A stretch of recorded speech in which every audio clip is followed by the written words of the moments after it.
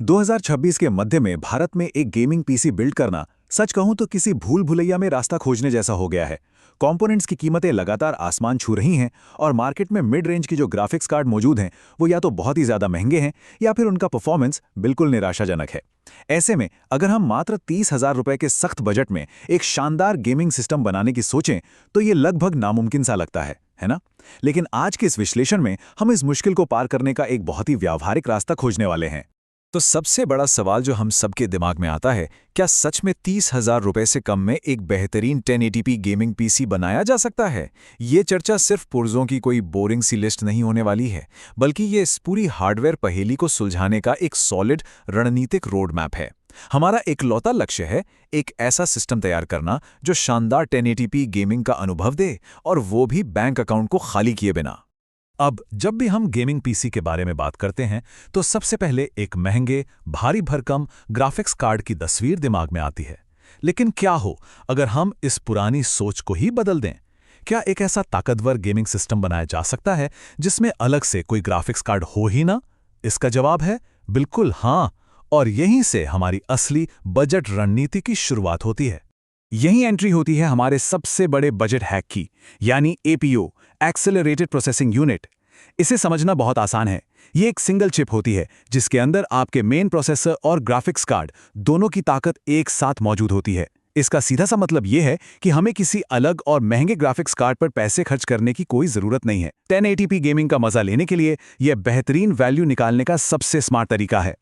तो आज की इस चर्चा का एजेंडा बहुत सीधा सा है। पहले हम बजट गेमिंग की पहेली को समझेंगे, फिर एपीयू के उदय पर बात करेंगे, उसके बाद पुराने चैंपियन का मुकाबला भविष्य के तकनीक से करवाएंगे, गेमिंग से हमारी असली उम्मीदें क्या होनी चाहिए ये देखेंगे, और अंत में रणनीतिक अपग्रेड के रास्ते पर नजर डालेंगे। चलिए शुरुआत करते हैं भाग 1 से, बजट गेमिंग की पहेली। मार्केट की असली हालत देखिए। मिड रेंज ग्राफिक्स कार्ड या तो बजट से बिल्कुल बाहर हैं या पैसे वसूल परफॉर्मेंस नहीं देते, और तो और इस साल सप्लाई चेन की दिक्कतों के कारण साधारण DDR4 रैम किट की कीमतों में भी 10 से 15% का उछाल देखने को मिला है। तो जब हमारे पास केवल 30,000 रुपए की सख्त सीमा हो तो हमें बहुत ही स्मार्ट तरीके से समझौते करने पड़ते हैं।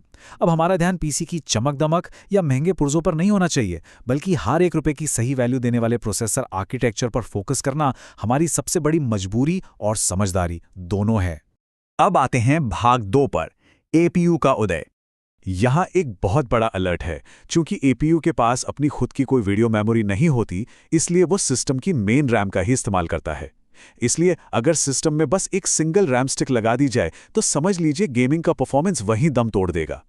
16 GB रैम लगाना, वो भी 2 अलग अलग स्टिक के रूप में, यानी ड्यूअल चैनल में, ये कोई ऑप्शन नहीं है दोस्तों, ये बिल्कुल 100% जरूरी है। आगे बढ़ते हैं भाग 3 की तरफ, पुराना चैंपियन बनाम भविष्य की तकनीक। इस वक्त मार्केट में बेहतरीन वैल्यू देने वाले 2 मुख्य प्रोसेसर मौजूद हैं। एक तरफ है हमारा पुराना और भरोसेमंद चैंपियन Ryzen 5 5600G, जो AM4 प्लेटफॉर्म पर आता है और पूरी इंडस्ट्री के लिए एक बेंचमार्क बन चुका है। और दूसरी तरफ है Ryzen 5 8500G, जो नए AM5 प्लेटफॉर्म के साथ भविष्य की तकनीक है। 8500G की सबसे खास बात इसका हाइब्रिड कोर डिजाइन है, जहां कुछ कोर ताकत के लिए और कुछ एफिशिएंसी के लिए काम करते हैं। इसके अलावा ये नई और तेज DDR5 रैम को भी सपोर्ट करता है। अब इन भारी भरकम तकनीकी शब्दों को पैसों के चश्मे से देखते हैं। प्रोसेसर का चुनाव कैसे पूरे पीसी की कीमत बदल देता है, ये समझना बहुत जरूरी है। 5600G पर आधारित AM4 बिल्ड लगभग 27,900 रुपए का पड़ता है, जो कि हमारे 30,000 के बजट के बिल्कुल अंदर है। वहीं नई तकनीक वाला AM5 और 8500G बिल्ड थोड़ा महंगा है, लगभग 32,850 रुपए तक जाता है। ऐसा इसलिए क्योंकि इसके लिए हमें नया मदरबोर्ड और थोड़ी महंगी DDR5 रैम खरीदनी पड़ती है। लेकिन 32,850 का आंकड़ा देखकर तुरंत पीछे हटने की जरूरत नहीं है। भारत में प्रमुख रिटेलर्स अक्सर बैंक ऑफर्स चलाते रहते हैं। अगर थोड़ी सी रिसर्च की जाए तो कार्ड्स पर 2,000 रुपए तक की सीधी छूट बड़े आराम से मिल जाती है, और इस डिस्काउंट के बाद वो थोड़ा महंगा AM5 बिल्ड भी हमारे 30,000 के बजट के काफी करीब आ जाता है। ये एक छोटी सी ट्रिक बहुत काम आ सकती है। चलिए अब भाग 4 पर चलते हैं, यथार्थवादी गेमिंग उम्मीदें। आइए देखते हैं ये चिप्स असल में कर क्या सकती हैं। अगर हम ई स्पोर्ट्स गेम्स की बात करें तो ये दोनों प्रोसेसर बेहद दमदार हैं। वैलोरेंट जैसे गेम में 5600G 135 फ्रेम प्रति सेकंड निकाल कर देता है, जबकि नया 8500G इसे 155 FPS तक ले जाता है। 1080p मीडियम सेटिंग्स पर यह बिल्कुल मक्खन की तरह स्मूथ अनुभव है। इससे साबित होता है कि बजट गेमिंग में भी हाई फ्रेम रेट हासिल किए जा सकते हैं। लेकिन भारी गेम्स की सच्चाई थोड़ी अलग होती है। साइबरपंक 2077 जैसे आधुनिक गेम्स को खेलने के लिए हमें FSR जैसी अपस्केलिंग तकनीक का इस्तेमाल करना पड़ता है और सेटिंग्स को 720p लो पर रखना होता है।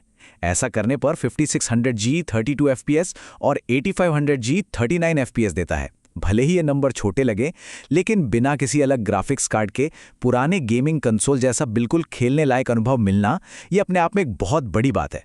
और गेमिंग से हटकर बात करें तो 8500G का असली फायदा एक और जगह है। 36% नया 8500G प्रोसेसर पुराने 5600G के मुकाबले सिंगल थ्रेडेड प्रोसेसिंग में 36% ज़्यादा तेज़ है। इसका सीधा सा मतलब है कि रोज़मर्रा के काम, मल्टीटास्किंग और वेब ब्राउजिंग में ये सिस्टम आपको एक बेहद तेज़ और बिना किसी रुकावट वाला अनुभव देगा। अब आते हैं हमारे आखिरी भाग पर, रणनीतिक अपग्रेड का रास्ता। यहाँ एक बहुत बड़ा ट्रेड ऑफ छिपा है जिसे समझना सबसे ज़्यादा ज़रूरी है। देखिए, AM4 प्लेटफॉर्म अपने जीवन के अंत की ओर ज़रूर है, लेकिन अगर हम भविष्य में कोई ग्राफिक्स कार्ड लगाते हैं तो ये पूरी PCIe 3.0 लेन बैंडविड्थ देता है। दूसरी तरफ AM5 प्लेटफॉर्म भले ही 2027 के बाद भी सपोर्टेड रहेगा, लेकिन 8500G चिप के अंदर एक तकनीकी कमी है। ये अलग से लगाए गए ग्राफिक्स कार्ड के लिए केवल 4 PCIe 4.0 लेन ही दे पाता है। मतलब भविष्य में अगर कोई बहुत हाई एंड ग्राफिक्स कार्ड लगाया तो उसकी पूरी ताकत का इस्तेमाल शायद ना हो पाए। तो कुल मिलाकर हमारी रणनीति क्या होनी चाहिए? बस ये 3 सिंपल स्टेप्स। पहला, अपने लिए सही नींव चुनें, चाहे वो तुरंत पैसे बचाने वाला AM4 हो या भविष्य के लिए तैयार AM5। दूसरा, किसी भी कीमत पर 16 GB की ड्यूअल चैनल रैम लगाना ना भूलें। और तीसरा, भारत की गर्मी और बिजली के उतार चढ़ाव को देखते हुए हमेशा एक भरोसेमंद 80+ ब्रॉन्ज पावर सप्लाई ही खरीदें। तो इस चर्चा को समेटते हुए तस्वीर अब बिल्कुल साफ है। एक तरफ है AM4 प्लेटफॉर्म की शानदार वैल्यू जो हमारा बजट बिल्कुल नहीं बिगड़ने देती, और दूसरी तरफ है AM5 प्लेटफॉर्म जो हमें नई आर्किटेक्चर और भविष्य का वादा करता है। ऐसे में आने वाले समय में गेम्स का पूरा मजा लेने के लिए इनमें से कौन सी नींव सबसे बेहतर साबित होगी? ये एक ऐसा सवाल है जो हम सबको अपने बजट और अपनी ज़रूरत के हिसाब से सोचना होगा।